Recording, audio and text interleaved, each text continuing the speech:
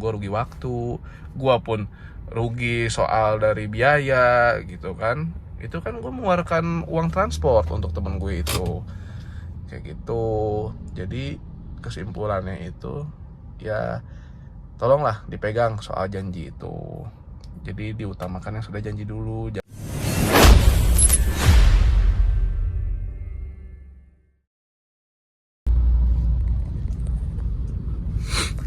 Assalamualaikum guys, selamat siang.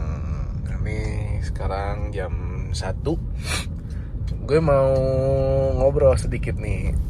Jadi gue baru dapet Mitsubishi Outlander PX 2013 yang panoramik. Nih panoramik. Sorry ya, lagi agak bindeng. Cuaca Bandung lagi dingin-dinginnya nih, hujan terus nih.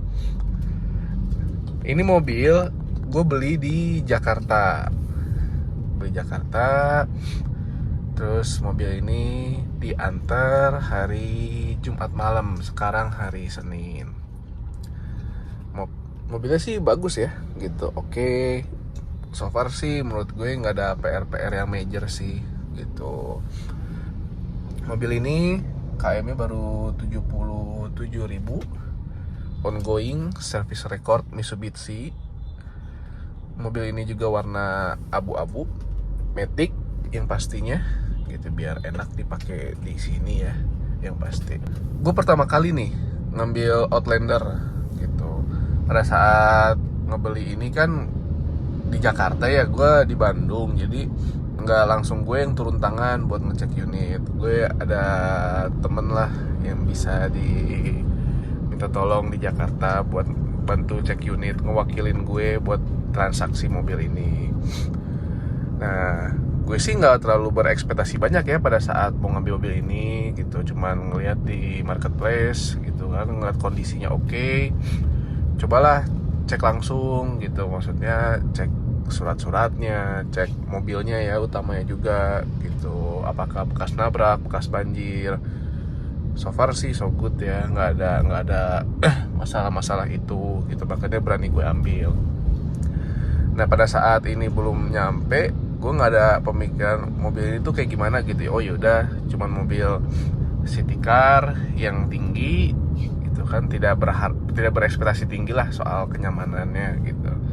Ternyata pas mobil ini nyampe, gue pakai dari Sabtu, Minggu sama hari ini, ternyata enak juga ya ini mobil gitu. Setirnya enteng gitu ya, terus kaki-kakinya enak, empuk, nggak yang keras gitu. Ini kan berarti mobil lawannya HR-V ya gitu. HR-V kalau menurut gue sih rada keras ya bantingannya. Nah kalau di sini ternyata enggak nih di Outlander ini gitu. Soalnya kan Outlander tidak serame HR-V lah ya. HR-V kan kita sering banget lah nemuin di jalan gitu, nggak sebanyak Outlander. Ternyata ini enak mobil ini, gue suka sih Outlander ini gitu. Apalagi mobil ini kan panoramik, enak lah gitu. Cocok sih buat cewek sih, menurut gue cewek cocok banget pakai ini. Mobilnya kecil, tinggi gitu kan, terus panoramik. Maksudnya cewek ya, kita nggak inilah ya, suka banget selfie di mobil, pasti suka banget panoramik tuh gitu. Walaupun kacanya nggak bisa dibuka, cuman ya nggak perlu banget juga sih sebenarnya kaca dibuka gitu. Ini kan cuman kraynya doang nih yang dibuka gitu. Jadi oke lah buat selfie di mobil. Nah sebelum gue cerita detail mobil ini, ngejelasin detail mobil ini, gue sih ada yang pengen lebih diceritain dulu. Soalnya next vlog gue pengen bikin soal ngeberesin mobil. Jadi next vlog itu ada ngecat, terus ada moles gitu kan. Terus gue juga pengen ganti kaca film nih. Kaca filmnya udah layu lah ya gitu. Soalnya kayak dari baru deh ini mobil, kaca filmnya nggak pernah diganti, jadi warnanya tuh udah abu-abu gitu loh. Terus juga kayaknya mau nyuci lampunya udah kurang fresh ngeliatnya gitu. Nah jadi tuh gue itu sebelumnya mau ngambil Pajero Dakar 2012 KM 75.000 gitu di Jakarta juga. Nah ini gue pengen ngasih tahu lah gitu buat kalian-kalian ya yang mau menjual mobil gitu.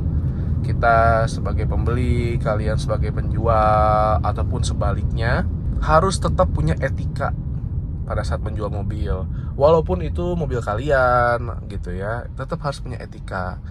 Nah, yang kemarin kejadian di gue ini seperti ini. Gue udah mau ngecek unit gitu. Gue kan udah kontekan dulu sebelumnya dari pagi gitu. Cuman karena gue keterbatasan gue di Bandung, gue ngasih tahu nih ke orangnya, Om, saya di Bandung gitu. Nanti diwakilin sama teman saya yang mau datang ke sana. Teman saya dari BSD gitu. Terus oke lah, janjian nih, ya kan? Kita janjian di, pokoknya si yang punya mobil itu nunggu sampai jam 5 sore. Temen gue berangkat dari BSD itu jam 1. Karena lokasinya ini di Jakarta, dari BSD kan ke Jakarta lumayan jauh ya. Apalagi kalau misalnya lagi weekdays, ya tau lah Jakarta macet kan gitu. Jadi perlu waktu lah untuk ke lokasi itu. Nah, cuman kan maksudnya nih kita udah janjian nih gitu. Dan gue udah ngabarin ke teman gue buat tolong dikondisiin ya, buat cek unit gitu. Oke, kita tunggu berangkat nih. Berangkat dari BSD. Dan gue pun sudah memberi uang transport ke teman gue ini.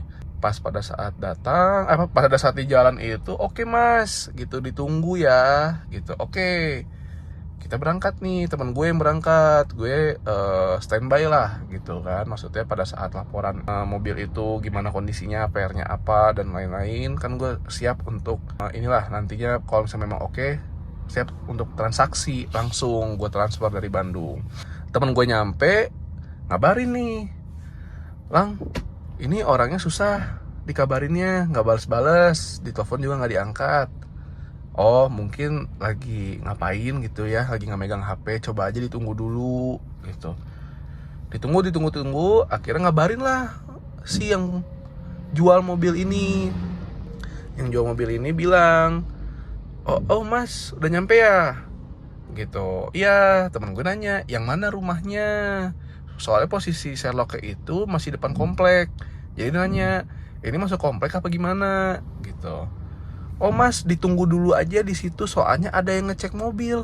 Lah, kok ada yang ngecek mobil gitu kan? Maksudnya ini kan kita udah janjian ya dari pagi gitu buat mau ngecek mobilnya. Kenapa tiba-tiba ada yang ngecek mobil gitu? Teman gue laporan lah ke gue gitu kan. Dia ternyata mobil udah ada yang ngecek. Nah loh, kok gitu sih? Si yang ngejualnya itu kan ya maksudnya etikanya kurang baik lah.